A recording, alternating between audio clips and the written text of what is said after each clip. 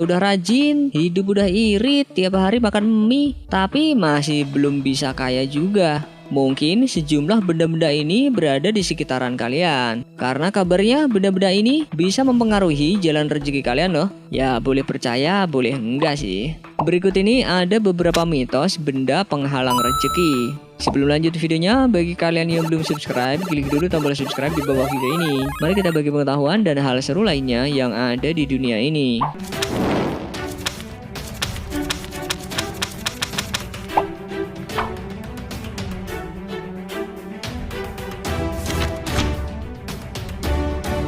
Konon, memiliki pohon yang tumbuh di halaman rumah ada keuntungan dan kerugiannya. Keuntungannya udara lebih segar dan sejuk, tapi kerugiannya banyak yang menganggap bahwa jika banyak daun kering berserakan di halaman rumah bisa menularkan aura negatif kepada sang pemilik rumah, khususnya dalam hal finansial.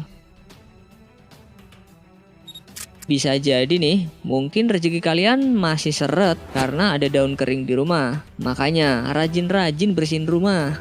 Bersihin daun kering maksudnya, rumahnya dibersihin.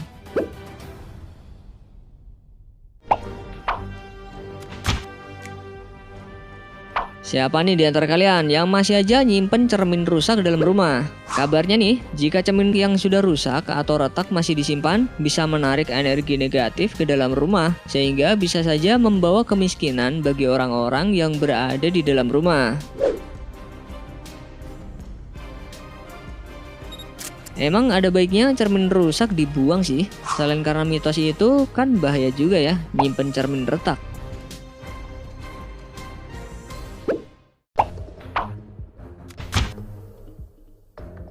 Kalian percaya nggak? Ternyata membiarkan keran air bocor bisa mengakibatkan si pemilik rumah bisa mengalami kebangkrutan dalam waktu dekat. Hal ini dipercaya karena ada mitos menyebutkan bahwa keran yang mengalami kebocoran dianggap bisa mendorong rezeki berlimpah untuk keluar dari rumah.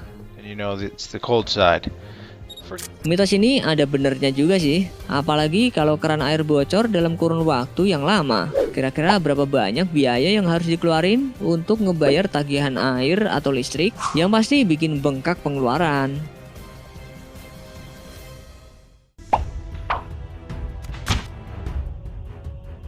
Lebah dan kawanannya sering banget ngebuat sarang di sejumlah tempat, nggak terkecuali di rumah. Nah, konon sarang lebah ini dianggap sebagai pembawa kerugian bagi si pemilik rumah. Apalagi sejak dulu sarang lebah memang sudah dianggap benda pembawa kebangkrutan.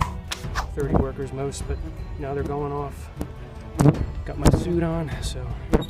Waduh, pasti kalian nggak mau kan bangkrut? Maka dari itu, ada baiknya buang sarang lebah ini dari rumah kalian. Selain mengamankan finansial kalian, kan bahaya juga ya kalau ada sarang lebah di rumah. Bisa-bisa malah nyerang manusia. Tapi ingat, jangan menyiksa hewan.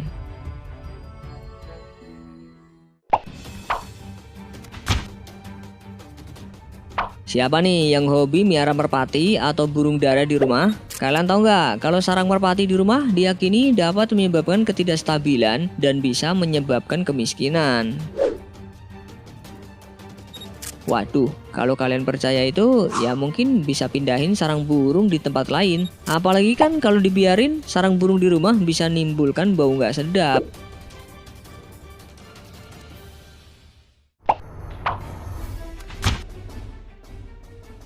Di rumah kalian kira-kira ada sarang laba-labanya nggak? Kalau ada, nah ketahuan ya, jarang bersihin rumah.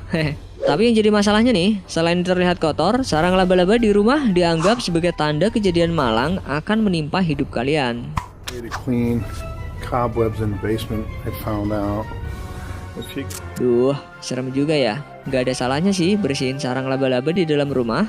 Walaupun cuma mitos, tapi seenggaknya kan rumah jadi bersih.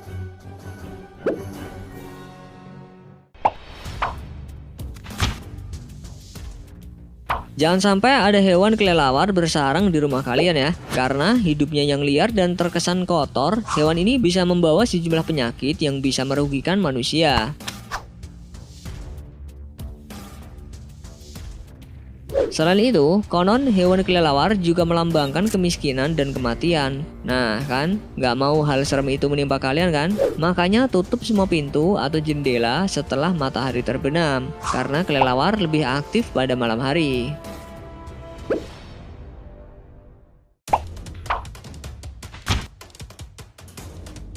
Jam memang dianggap sebagai benda yang penting karena kita bisa melihat waktu yang tepat. Nah, jangan sampai nih benda penting ini rusak atau mati, karena menurut Feng Shui, jam yang rusak bisa menjadi pertanda buruk.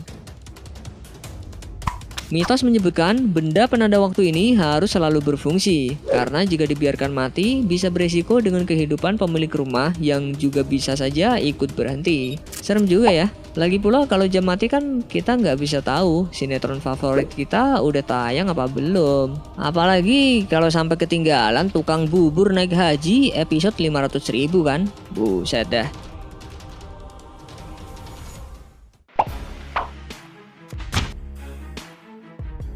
Merawat tanaman di dalam rumah memang jadi hobi sejumlah orang. Tapi disarankan nih, bagi kalian yang punya hobi tersebut jangan pernah merawat kaktus di dalam rumah. Karena menurut prinsip Feng Shui, tanaman eksterior atau berduri bisa menjadi magnet untuk hal buruk. Permukaan kaktus yang berduri atau tanaman runcing lainnya dapat membawa ketegangan ke dalam rumah dan hubungan. Sekalipun itu bunga mawar, meski indah dan harum, namun karena batangnya yang berduri juga dianggap dapat menodai energi positif. Ya lagi pula kan bahaya juga ya ngerawat tanaman berduri di rumah. Bisa aja kan ngelukai penghuni rumah, apalagi kalau kelihatan anak kecil. Aduh, bahaya deh.